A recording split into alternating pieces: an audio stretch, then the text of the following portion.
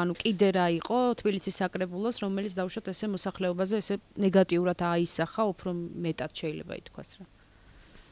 თქვენ თქვით რამდენიმე არაპოპულარული გადაწყვეტილება ერთ-ერთი დასუფთავების გადასახადის კიდევ რომელს დააკონკრეტებდით. ხო, ისეთი თქვა პოპულარული არის აქ უკვე ისიც როგორ არის ცნებების შესახებ საუბრობთ უკვე რა არის აი ეს მე ვთქვი ერთი ესეთი მაგალითად დანარჩენი თქვა ასეთი რომელიც აი თქვა ასეთი გამოხმაურება ჰქონდა თქვა ასეთი თქვა დებატები და განსჯამოყვა ჩვენი ოპონენტების მხრიდან და გნებავთ იგივე მოსახლეობის მხრიდან ამ ტიპის გადაწყვეტილება არ ყოფილა. თუმცა იყო ისეთი რაც შეეხება პოლიტიკურ პროცესებს საკრებულოში, თქვენი აზრით, რამდენად ჩვენ გვახსოვს 1-2 ხმაური პოლიტიკურ პროცესებთან დაკავშირებით, ამასთან დაკავშირებით რა შეგიძლიათ თქვა? დიახ, ეს იყო ასეთი სხდომა. თქვენ მოგეხსენებათ, რომ თბილისის მერი და საკრებულო ჩვენი ქალაქის ცხოვრება აირჩიეს 2010 წლის მაისში გაიზარდა საკრებულოს წევრების რაოდენობა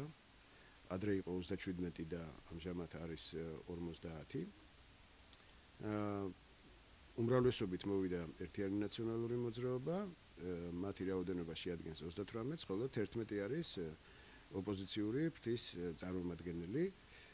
შეიქმნა ფრაქციები მათ აქვთ 3 ფრაქცია და ჩვენ მაშინ შევთანხმდით რომ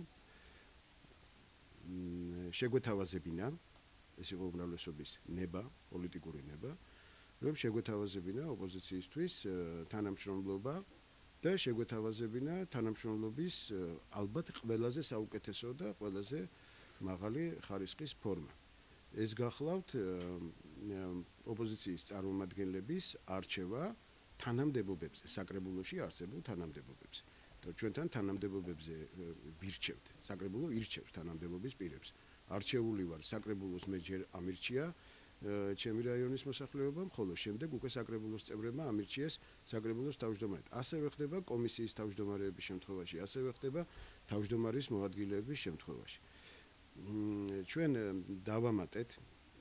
საკრებულომ ადრე საკრებულოს თავმჯდომარეს ყავდა მხოლოდ ერთი მოადგილე ამჟამად საკრებულოს თავმჯდომარეს ყავს 2 მოადგილე მაგრამ ყავდა 3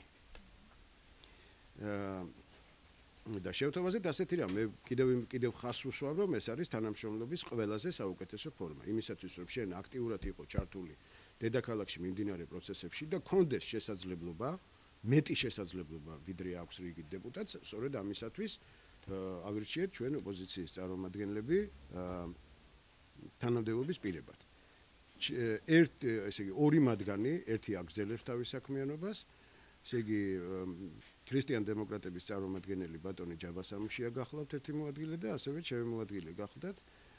თავისუფალი დემოკრატების წარმომადგენელი ბატონი ზურაბ აბაშიძე და ასევე თავისუფალი დემოკრატების ერთ წარმომადგენელს ბატონ ვიქტორ დოლიძე ავირჩიეთ ჩვენ ჩემის აზრით ყველაზე საკვანძო და ყველაზე ისეთი მნიშვნელოვანი თავისი საქმიანობის თავისი ასე ვთქვათ მასშტაბის გათვალისწინებით ჯანდაცვისა და სოციალური საკითხების კომისიის თავმჯდომარედ. მოგეხსენებათ რომ გნებავთ ჯანდაცვის და განსაკუთრებით სოციალური საკითხები როგორი აქტუალური არის არა მხოლოდ თბილისისთვის, არამედ მთელი საქართველოსთვის. აი ეს იყო ჩვენი ნება, ეს იყო უმრავლესობის ნება და ეს იყო თანამშრომლობისკენ გადადგმული ნაბიჯი, ეს იყო ხელის გაწოდება. ჩვენი თანამშრომლობა სამწუხაროდ ჩვენი ასე ვთქვათ ოპტიმისტური ასე ვთქვათ ოპტიმიზმის მიუხედავად ვერ განვითარდა და ვერ განხორციელდა. თავიდან ესე იგი რაღაც დრო ჭირდება და მაგრამ მე გეტყვით ახლა საკრებულო ირჩევა 4 წლის ვადით. ჩვენ გადაწყვეტილება იმის შესახებ რომ ეს ადამიანები გადაგვერჩია ერთი საკრებულოს თავმჯდომარის მოადგილეობიდან და მეორე კომისიის თავმჯდომარეობის მოადგილეობიდან მივიღეთ საკრებულოს მუშაობის დაწყებიდან დაახლოებით წელიწად ნახევრის თავზე. დამეთანხმებით რომ წელიწად ნახევარი სრულიად საკმარისია იმისათვის რომ დაინახო, დარწმუნდა იმაში, შედგა თანამშრომლობა თუ არ შედგა. ართმევენ ეს ადამიანები თავიანთ მოვალეობას თავს თუ ვერ ართმევენ. ეს არ მომხდარა, თქვათ, მომენტალურად ეს არ მომხდარა, ვერან ვერ იტყვის იმას, რომ მათ დრო არ ქონდათ იმისათვის, რომ ვერ მოასწრეს რაიმეს განხორციელება. მე მოგახსენებთ ახლავე, ჩვენი გადაწყვეტილების ძირითადი მიზეზი გახლდათ ის, რომ ესე იგი გასაგებია, რომ ისინი არიან ჩვენი პოლიტიკური ოპონენტები, მაგრამ ოპონირება აქვს თავისი წესები, ხო სწორია? თანამშრომლობასა და თანამშრომლობის განუყრელი ნაწილი არის ოპონირება. შეუძლებელია თქვენ აი კოლეგები ბრძანდებით და შეუძლებელია ერთმანეთის და შეუძლებელია რომ ყველა საკითხზე გქონდეთ ერთნაირი შეხედულება და შეუძლებელია რომ რაღაცაში არ ეთანხმებოდეთ ერთმანეთს. და მერე იწყება კამათი, იწყება დებატები, იწყება ოპონირება და ეს არის ძალიან ბუნებრივი და ჯანმრთელი პროცესი. მაგრამ მე ვერანაირად ვერ დავარქმევ ოპონირებას უსაფუძვლო ბრალდებებს. როცა უსაფუძვლო ბრალდებები ეს ერთი და მეორე თქვათ ნებისმიერი თქვათ ისეთი მნიშვნელოვანი და ქალაქის სასარგებლოდ მიღებული გადაწყვეტილებისთვის ნებისმიერს აქ არ არის ლაპარაკი ერთზე და ორზე თქვათ როცა ჩვენი ოპონენტები ამას მხარს არ უჭერენ. ანუ და კიდევ ერთი მომენტი ორივე მათგანს გულისხმობ აი თავისუფალი დემოკრატების წარმომადგენლებს საკმაოდ მაღალი თანამდებობები ჰქონდათ და კიდევ ერთხელ გავამეორებ და გეტყვით რომ ეს მაღალი თანამდებობები გაძლევს იმის საშუალებას რომ არა მხოლოდ მოიპოვო ინფორმაცია არამედ უფრო ღრმად ჩაიხედო პრობლემებში დაუშვათ და თუ კი თქვათ რაღაცა აღმასრულებელ ხელისუფლებასთან ამ შემთხვევაში მერიასთან თქვათ რაიმე პრობლემის შესახებ სურს საუბარი და მიიჩნევ რომ ისინი თქვათ რაღაცა სწორად არ ახორციელებენ შეგიძლია ამის შესახებ სამუშაო ვითარებაში ისაუბრო რა გნებავთ დაიბარო საკრებულოში როგორც ხდება იმიტომ რომ თბილისის საკრებულო ხო ეს არის ქალაქის პარლამენტი შეგიძლია და როგორც პარლამენტში იბარებენ ხოლმე მინისტრებს ასევე შეგიძლია დაიბარო ქალაქ თბილისის მერიის ნებისმიერი სამსახურის წარმომადგენელი და დაუსვა კითხვები თუნდაც მისთვის ძალიან არასასიამოვნო და მიიღო პასუხი მერიან დაეთანხმო ანუ პროცესზე გავლენის მოხდენის საშუალებას გაძლევს ის სტატუსი რომელიც უმრავლესობამ მიანიჭა ამ ადამიანებს მაგრამ სამწუხაროდ ამის ნაცვლად ჩვენ მივიღეთ რა რომ ესე იგი დამისახელეთ მე დედამიწის ზურგზე რომელიმე დედაქალაქის საბჭოს წევრი და მით უმეტეს თანამდებობის პირი რომელიც აწყობს ქუჩის აქციას რომელიც აწყობს თქვა ამა თუ იმ სამსახურის პიკეტირებას ნაცვლად იმისა რომ რაც უკვე მოგახსენეთ ნაცვლად იმისა რომ თუ აუშვათ სამუშაო ვითარებაში გაარკვიო ურთიერთობა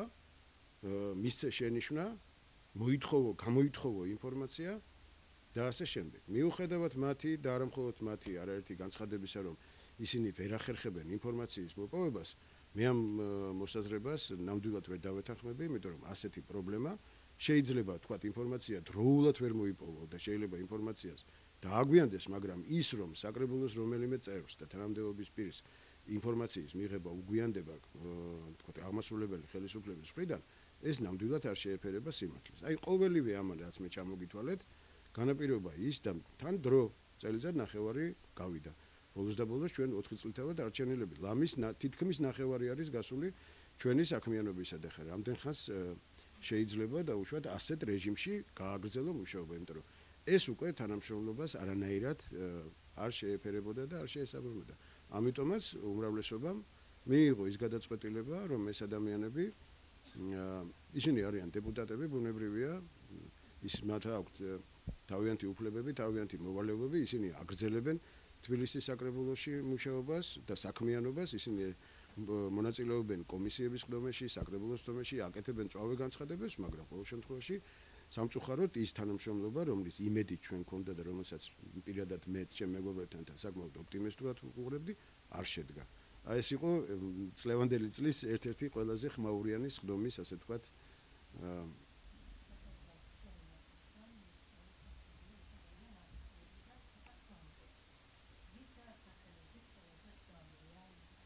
პოლიტიკოსად, თქვათ იგივე საკრებულოში. ვინ იყო ყველაზე ხმაური? მის ტემბრით თუ ვიმშელებთ, ბუნებრივია რომ არ გაგიჭირდებათ ეხლა ჩემი პასუხის გამოცნობა, ხუმრობა იქით იყოს, ვთქვათ, ქალბატონი ინგა არის ასეთი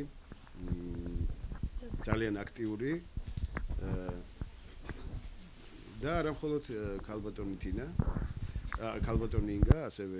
შემიძლია ქალბატონი ინგასთან ერთად მოვიხსენიო ქალბატონი თინა ხიდაშელიც და ოპოზიციის ჩვენი ოპოზიციონერი კოლეგების, მაგრამ განსაკუთრებულად მაინც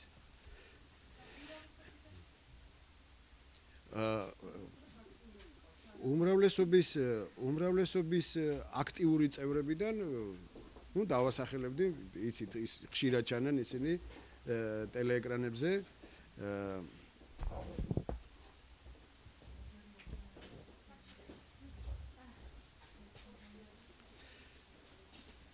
თამას ჯოშიაშვილი საფინანსო საბიუჯეტო კომისიის თავმჯდომარე კოკი იონათამიშვილი, რომელიც ეკონომიკისა და საგარეო ინვესტიციების კომისიას ხელმძღვანელობს, ასევე უმრავლესობის ფრაქციის თავმჯდომარე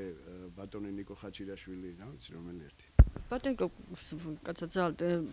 მაინტერესებს ბიზნესმენიშვილმა რა გავლენა იქონია საკრებულოზე თქვენი აზრით, იმიტომ რომ ძალიან ბევრი ის არის, ყველა პოლიტიკაში საერთოდ დიდი გავლენა იქონია ამ ადამიანის შემოსვლა. საკრებულოში თუ ჩანდა ეს ნიშანი? საკრებულოს საქმიანობაზე გნებავთ ჩვენი შენობის კედლებს გარეთ და გნებავთ შიგნით ამ ადამიანის გამოჩენას არანაირი გავლენა არ მოუხდენია, ჩვენ გვაქვს ჩვენი საქმე, ჩვენი პრობლემები და ჩვენ ჩვეულ რიტმში ვაგრძელებთ მუშაობას. როგორც მუშაობდით ოლიგარქის გამოჩენამდე, ისე მუშაობთ დღესაც.